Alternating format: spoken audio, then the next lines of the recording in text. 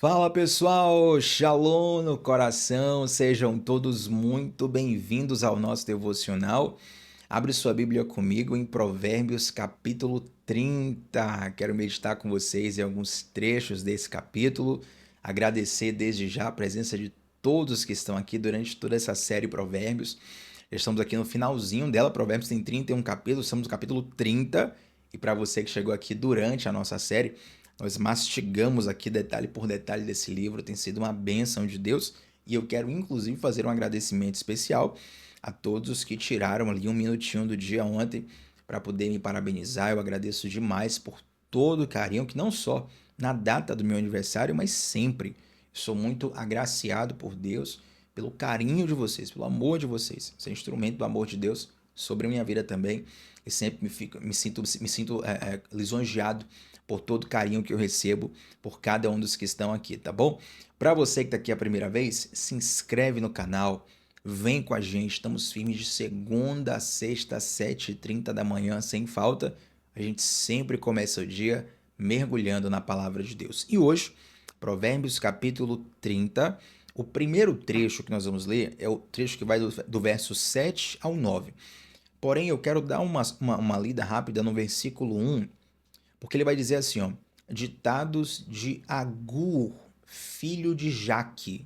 Ditados de Agur, filho de Jaque.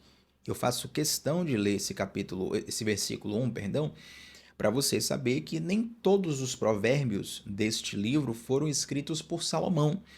É muito comum que algumas pessoas achem que, por exemplo, todos os salmos foram escritos por Davi. Existem outros salmistas que deixaram escritos ali. Asaf, por exemplo, é um outro salmista que eu gosto muito. Moisés tem salmo também, dentro daqueles 150 tem salmo de Moisés. Então, aqui no livro de Provérbios, nós temos também citações de outros personagens. Agur é um personagem quase que totalmente desconhecido, não se tem muita informação sobre ele. Porém, o mais importante é a confiabilidade que nós temos de que Deus deixou registrado em Sua palavra o que Ele queria que chegasse para nós. A gente tem a comunidade do discipulado, e para você que quer entrar nessa comunidade para estudar com profundidade a Bíblia, o link está no comentário fixado, tá bom? Lá tem um grupo do devocional, é uma coisa, e a comunidade do discipulado é outra coisa. Lá na comunidade, a primeira aula que nós temos é uma aula dissecando a confiabilidade histórica da Bíblia. Eu te provo lá com evidências históricas, científicas, que o texto bíblico é o conteúdo mais confiável que existe. É o documento mais verificado, investigado e confiável que existe. Eu te mostro como a Bíblia chegou aos dias atuais para você ficar seguro, sabendo que aquele texto não foi alterado, não foi manipulado maldosamente por alguém para que chegasse para você de um modo diferente do que o que foi escrito. Então, essa é a nossa primeira aula. E por que eu faço isso na primeira aula da comunidade do discipulado? Porque tudo que a gente estuda lá é baseado na Bíblia. Então, eu preciso que você confie que a Bíblia é a palavra inerrante de Deus. Então, o fato de Agur ser um personagem desconhecido em nada afeta. O que vale a pena conhecer aqui são os ensinamentos que aqui estão dispostos e eles nos foram legados por Deus através da sua palavra, tá bom? Então vamos lá para Provérbios capítulo 30, verso 7. Já lemos o 1 aqui a fins de comentário histórico, mas o verso 7 até o 9 vai dizer assim, ó: duas coisas peço que me des antes que eu morra. Mantém longe de mim a falsidade e a mentira. Não me des nem pobreza, nem riqueza. Dá-me apenas o alimento necessário. Senão, tendo demais, eu te negaria e te deixaria, e diria: quem é o Senhor? E se eu ficasse pobre, poderia vir a roubar, desonrando assim o nome do meu Deus. Olha que interessante, gente. Aqui dos versos 7 até o verso 9, nós temos alguns pedidos de oração muito sincera. O primeiro pedido que ele faz é para que Deus afaste dele a falsidade e a mentira. E provavelmente, se nós fôssemos fazer essa oração a Deus, muitos de nós estariam se referindo aos outros. É como se a gente estivesse dizendo assim, ó Deus, Afasta de mim, afasta de mim gente falsa. Afasta de mim gente mentirosa. Afasta de mim quem está me atrapalhando. Afasta de mim quem tem inveja de mim. Afasta de mim quem tem uma energia diferente da minha. Não, a ideia do texto não é essa. Quando ele fala assim, afasta de mim a falsidade e a mentira, a ideia dele é falar do seu próprio coração. É como se você, não é como se você estivesse olhando ao redor, é como se você estivesse olhando dentro e dizendo: Senhor, afasta, tira, distancia do meu coração a falsidade e a mentira. Essa oração, gente, ela é tão rica, ela é tão poderosa, a começar pelo fato de que esta pessoa está reconhecendo que em seu coração existem coisas ruins. E ela está apelando para que Deus ajude ela nesse processo de purificação. Purificação da falsidade, purificação da mentira. Dias atrás eu fiz uma pregação na nossa igreja, está até no canal da nossa igreja, Lírio Armação, e eu falei sobre o milagre que foi feito por Eliseu, perdão. Em 2 Reis, né, Eliseu faz um milagre, aquele milagre onde ele purifica uma fonte de água jogando sal nela. E ali nós falamos com muito mais tempo, né? Foi uns 30 minutos de palavra. Nós falamos ali sobre como Deus ele purifica as fontes do nosso coração. Como ele purifica a nossa essência, quando ele vai ali na raiz do problema do nosso coração. Qualquer dia desse eu faço um devocional ministrando a mesma palavra. Mas para a gente render aqui, a ideia não é você dizer assim, Senhor, só trabalho com gente falsa. Só trabalho com gente invejosa. Afasta eles de mim. Afasta esses mentirosos. Porque todo mundo ao meu redor tem problema, todo mundo é falso, todo mundo é mentiroso, todo mundo é invejoso, o mundo é mal por causa dos outros. Mas graças a Deus que eu sou bonzinho, Senhor. Não, não. A ideia é dizer, Senhor, tira de mim, afasta de mim, de dentro de mim, a falsidade e a mentira. Os ensinos falsos, os sentimentos enganosos, as percepções viciadas pelo pecado. Tudo isso só Deus pode tirar do nosso coração. Essa oração é muito profunda porque ele reconhece que existe um alto engano em seu interior. E a Bíblia fala assim, ó, se o Filho vos libertar, verdadeiramente sereis livres. É Jesus que tem a chave que de fato liberta o seu coração, tira as algemas da alma e te dá uma nova vida. Você tem coragem de fazer essa oração hoje? Senhor, tira de mim a falsidade, tira de mim a mentira, para que você de fato seja verdadeiramente livre. Você tem coragem de fazer essa oração? E essa pessoa aqui, ela continua dizendo algo muito interessante. Fala assim, ó, esse pedido agora é muito curioso. Perdão, gente. Esse pedido agora é muito curioso. Ele fala assim, ó, não me deixe nem pobreza, versículo 8, não me deixe nem pobreza nem riqueza. Me dê apenas o alimento necessário. Por que é curioso? Porque a maioria das pessoas pede a Deus, Senhor, me livra da escassez e me dá prosperidade, me dá riqueza, me dá dinheiro, me dá abastança. Eu não conheço quase ninguém, para não dizer ninguém, né? Já que você está lembrando de alguém necessariamente agora, não estou lembrando, pode ser que exista. Eu não conheço ninguém dizendo assim, ó, ninguém que orou assim, ó, Senhor, não me dê bênção demais, não. Não me dê dinheiro demais, não. Não me dê poder, não me dê acesso demais, não, porque vai ser pior para mim, vai ser ruim e tal. Não me dê, não. Na verdade, a gente se acha muito preparado para lidar com isso. A gente até se pergunta por que, que Deus deu a fulano, mas não deu a mim? Por que, que Deus abençoou ciclano, mas não abençoou a mim? Por que, que Deus promoveu fulano de tal, deu acesso, colocou em lugares melhores e eu ainda estou aqui pagando o preço, Tiago? Por que muitas vezes a gente faz isso? Porque o nosso coração é enganoso. E esse orador, para dizer assim, essa pessoa que está orando no versículo 8, né, esse agur, ele está dizendo o seguinte, olha, ele explica a oração dele. Por que ele faz isso? Versículo 9, se não, tendo demais, eu te negaria e te deixaria, e diria, quem é o Senhor? E se eu ficasse pobre, poderia vir a roubar, desonrando assim o nome do meu Senhor. Ele está dizendo o seguinte, olha, eu reconheço que em meu coração, se Deus me der poder demais, se Deus me der dinheiro demais, se Deus me der evidência demais, fama demais, eu conheço meu coração, vou me desviar. Então, Senhor, não me dê muito, não. Se tiver aqui além da conta, eu acho que isso vai me fazer mal. Mas também não me deixe passar à vontade, porque aí eu vou entrar no roubo, aí eu vou roubar, aí eu vou fazer coisa. Isso aqui, gente, não é um salvo-conduto. Então, Thiago, então se eu viver um cenário de escassez, eu posso roubar, posso fazer coisa errada? Não. Nós estamos falando aqui de alguém que reconhece profundamente os seus limites. Provavelmente, ao que dá a parecer aqui nessa oração, esse esse esse orador, ele provavelmente tinha algum problema ali com o dinheiro, sabe? Com a avareza, né? Porque você vê que a tentação dele é tanto para mais quanto para menos.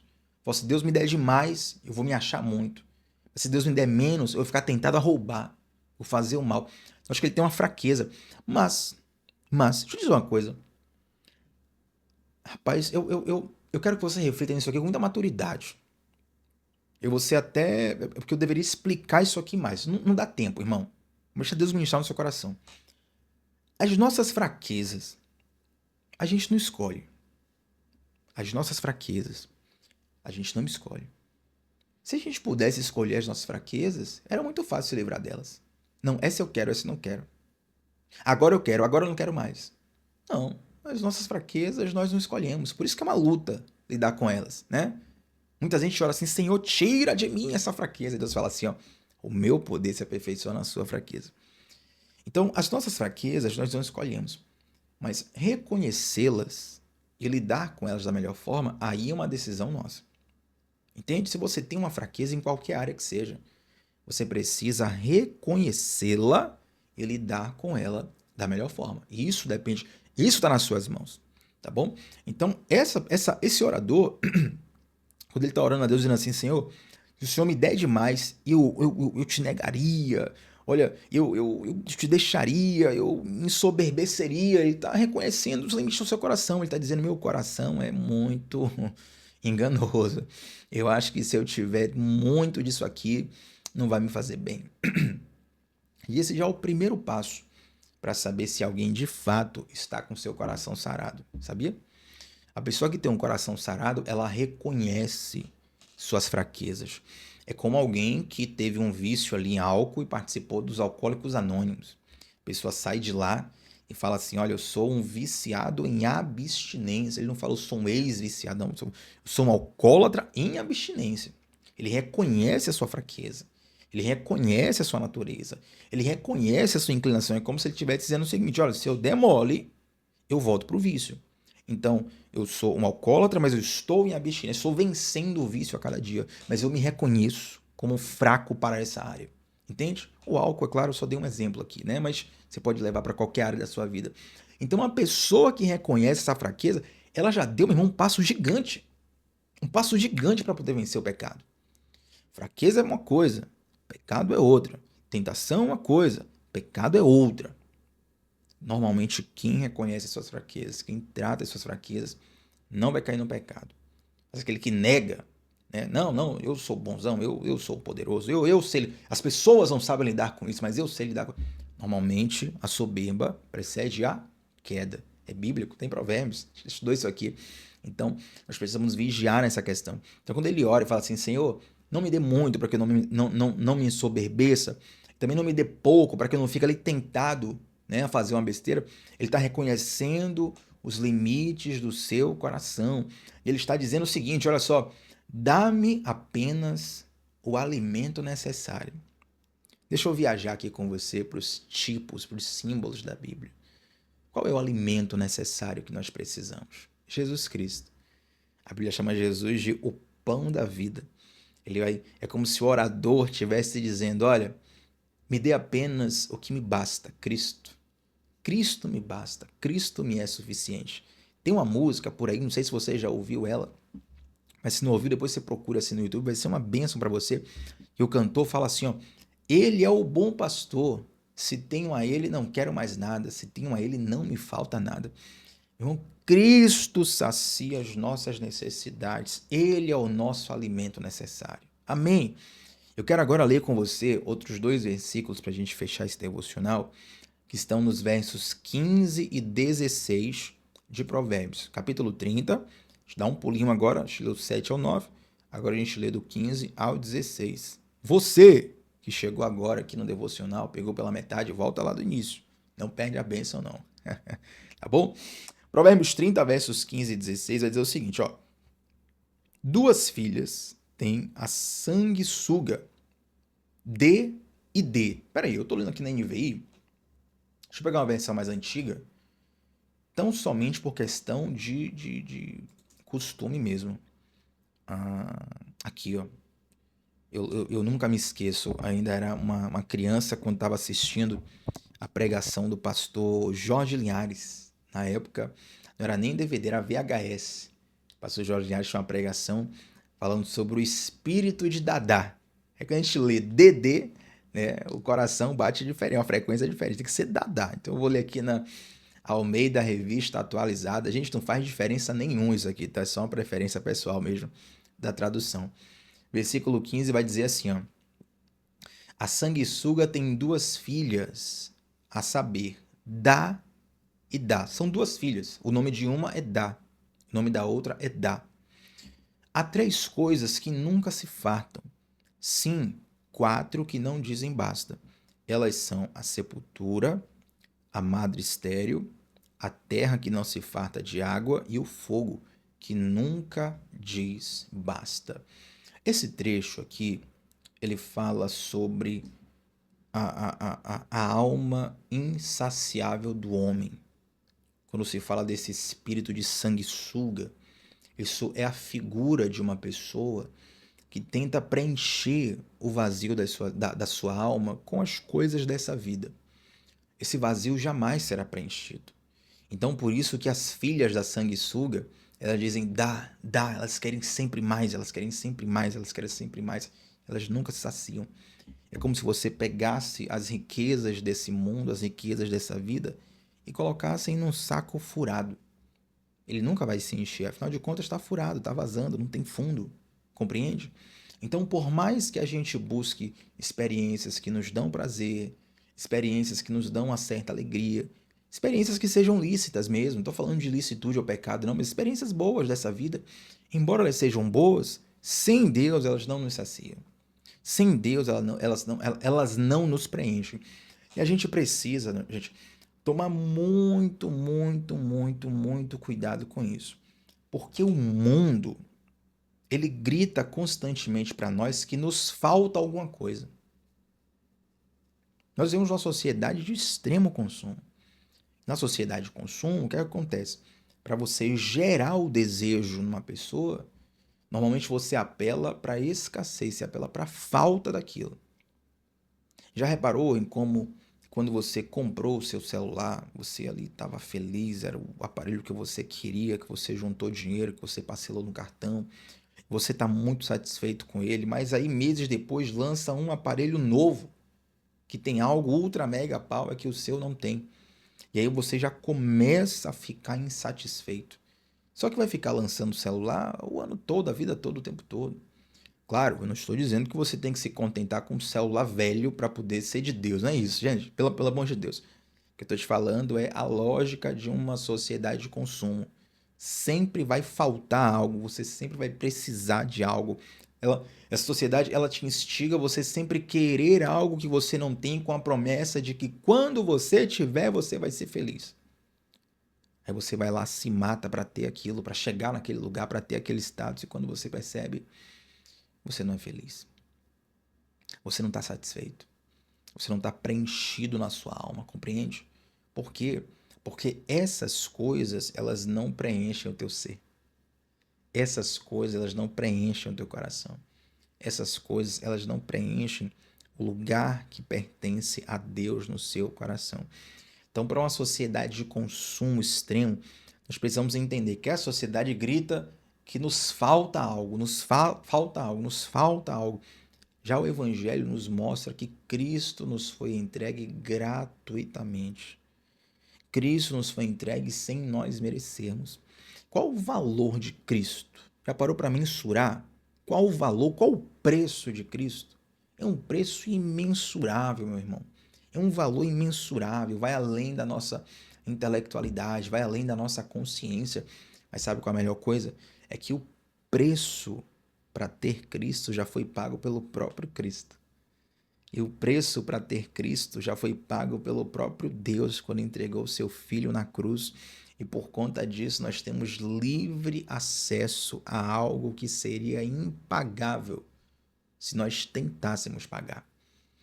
Esse vazio que não se... Olha, não se iluda. Vou terminar com isso aqui agora. Não se iluda. Não se iluda. Tem muitas pessoas que estão numa igreja, mas ainda estão com esse vazio. Porque uma coisa é estar perto de Jesus, outra coisa é estar conectado com Jesus.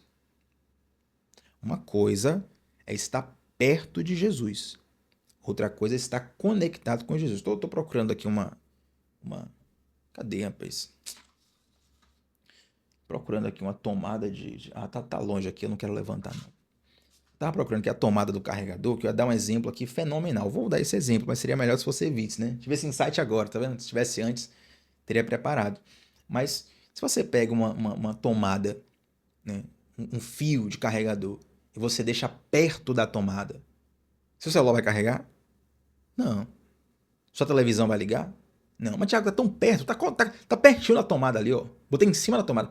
Irmão, se você não ligar, se você não conectar, não pega. Uma coisa é estar perto, outra coisa é estar conectado. Às vezes nós estamos na religião, estamos perto, estamos ouvindo a palavra ali, estamos no contexto ali social cristão, né? Uma comunidade cristã e tal, temos amigos e tal. Não, Tiago, pô, super respeito Deus, sabe? Jesus, pô, a figura de Jesus maravilhosa e tal. Outra coisa, meu irmão, é você estar conectado com Jesus até o ponto de se tornar um com Ele. Cristo é o cabeça, a igreja é o corpo. Eu li uma reflexão esses dias que falava assim: é você estar tão em Cristo que você já não sabe mais onde você termina, onde Cristo começa, onde tem a diferença entre você. As pessoas já não começam mais a ver distinção entre você e Jesus porque Cristo está sendo evidenciado em você. As pessoas olham para você e elas veem Cristo.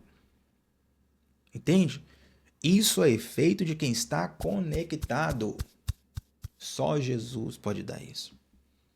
Às vezes a gente tenta preencher esse vazio com outras coisas. Eu te digo, não vai acontecer. Mas, se você estiver em Cristo, meu irmão, cada experiência boa dessa vida, ela vai ser, meu irmão, multiplicada, assim, o valor dela por trilhões. Trilhões, trilhões, trilhões. Quando você está em Cristo, a simplicidade da beleza da vida, meu irmão, você passa a ver beleza, a ver graça, a ver presença de Deus em coisas que outrora você não via. Aí você vai estar no ônibus, assim, onde está lotado, de repente você está chorando, está descendo as lágrimas, alguém fica preocupado com você, você está triste, está acontecendo alguma coisa, você fala, não, a presença de Deus. Lembrei de um versículo, vi uma palavra, vi uma cena aqui, Deus já falou comigo no meu coração, mesmo uma coisa começa a acontecer, o céu começa a romper, por quê? Porque há uma conexão, há um encaixe, há um pertencimento que nada nesse mundo pode nos dar. Isso parece palavra para quem não é cristão, digamos assim, né? Eu sei que tem pessoas que não são cristãs, fazem um devocional conosco, e são todos muito bem-vindos. Fiquem super à vontade. Mas, às vezes, quem faz parte de uma comunidade cristã pensa, essa palavra não é para mim. Muitas vezes é. Muitas vezes é. Porque muitos de nós somos pertos, mas não estamos conectados. Será que você tem coragem de fazer a oração, que nem esse cara fez aqui no versículo 7 até o 9? Fazer a oração e dizer assim, Senhor, olha, eu sou fraco, eu preciso ser livre da falsidade, eu preciso ser livre da mentira. Será que você tem coragem de dizer assim, ó, Senhor, não me abençoe tanto não, porque talvez essa bênção aí vai me fazer mais mal do que bem. Eu não sei se eu estou preparado. Será que você reconhece os seus limites, a sua fraqueza, a sua necessidade, a sua incapacidade de lidar com a vida sozinho? Se você reconhece isso, é sinal que o Espírito Santo já começou a trabalhar no seu coração. E a boa notícia é que aquele que começou a boa obra há de concluí-la. Amém. Você recebe essa palavra com todo o seu coração? Eu quero orar com você para fecharmos esse devocional, mas eu te peço antes disso, você que é novo por aqui, se inscreve no canal. Eu peço para que você deixe também um like nessa transmissão, porque isso faz com que esse devocional chegue para mais pessoas. Lembrou de alguém? Compartilha esse devocional com ele, com ela. E aqui no comentário fixado, nós temos o link do nosso grupo de devocionais, onde eu te envio o link da transmissão 10 minutos antes todos os dias e também as anotações devocionais. E neste comentário fixado, temos também um link da comunidade do discipulado, que é onde você entra para estudar com profundidade a Bíblia e os princípios da fé e da espiritualidade à luz da palavra de Deus. Não perca tempo. Antes de sair, vamos orar para a gente fechar esse devocional com muito carinho. Santo Deus, muito obrigado, Pai, por tudo que o Senhor nos ensinou nesse momento, nesse devocional, nessas palavras. Guarda os nossos corações, tem misericórdia de nós. Nós estamos aqui, Deus, para te dizer que nós dependemos, nós precisamos completamente de Ti. Estamos aqui para reconhecer a nossa total incapacidade, até mesmo de lidar com as bênçãos, se o Senhor não estiver em nós, se o Senhor não nos conduzir, se o Senhor não nos governar. Portanto, Pai, que a Sua presença nos lidere, que a Tua palavra nos dê direção, que o Senhor nos ajude, nos proteja, para que nós não venhamos nos perder nas seduções e nas ilusões da vida. Queremos estar presos a Ti, queremos estar escondidos em Ti, queremos estar guardados pelo Senhor. Nos ajuda em nossas dificuldades, nos ajuda em nossas fraquezas, nos ajuda em nossas limitações. Aliás, nos ajuda em tudo, Senhor. Nós precisamos de Ti até para os mínimos detalhes, até para as mínimas coisas. E nós nos apoiamos no Senhor, Tu que és o nosso fundamento inabalável. Em nome de Jesus. Amém. Gente, antes de sair desse devocional, comenta aqui abaixo como Deus falou ao teu coração. Teu comentário é muito importante. Eu sempre faço questão de responder todos os comentários aqui do canal. E é claro, estamos juntos sempre de segunda a sexta, 7h30 da manhã, começando o dia mergulhando na palavra de Deus. Shalom no coração, meu povo. Até a próxima. Tchau, tchau.